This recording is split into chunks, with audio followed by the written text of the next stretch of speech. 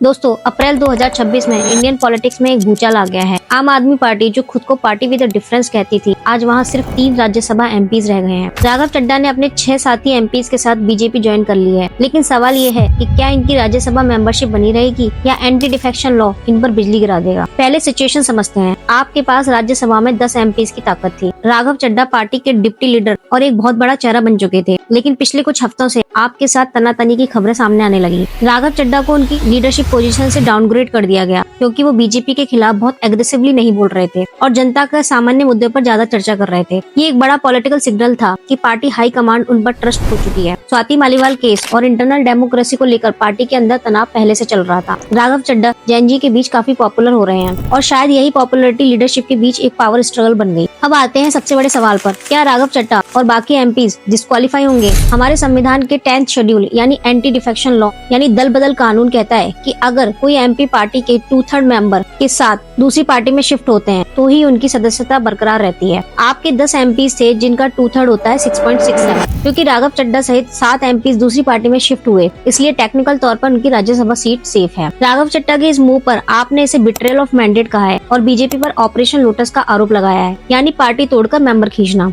लेकिन यहाँ एक और ट्विस्ट है। अशोक मित्तल, जो कि उन 7 एमपीज में शामिल हैं, उनके घर पर कुछ दिन पहले ही ईडी की रेड हुई थी और अब वो बीजेपी में हैं। इसलिए वॉशिंग मशीन वाला मुद्दा एक बार फिर गर्म हो गया है कि क्या बीजेपी ज्वाइन करते ही सारे दाग भूल जाते हैं। महाराष्ट्र में अजीत पवार के केस में भी हमें ऐसा ही पैटर्न देखने को मिला था। अब समझते हैं राघव चड्ढा के इस मूव से फ्यूचर में क्या चेंजेस देखने को मिलेंगे। राज्यसभा में आपकी आवाज कमजोर हो जाएगी और इंटरनल स्टेबिलिटी पर बड़ा सवाल उठेगा। बीजेपी का नंबर गेम मजबूत हुआ है और अपोजिशन को ब्रेक करने की इनका नैरेटिव और बढ़ेगा। सबसे बड़ा सवाल आप लोगों के लिए, अगर आपने किसी पार्टी को देखकर वोट किया है और बाद में उसी पार्टी का कैंडिडेट किसी और पार्टी में चला जाता है, तो क्या आपके और हमारे वोट की कोई वैल्यू बची है? क्या आपको लगता है कि एंटी डिफेक्शन लॉ को और सख्त बनाने की जरूरत है या ये सिर्फ पॉलिटिकल मैच्योरिटी की कमी है? कमेंट करके जरूर बताइएगा।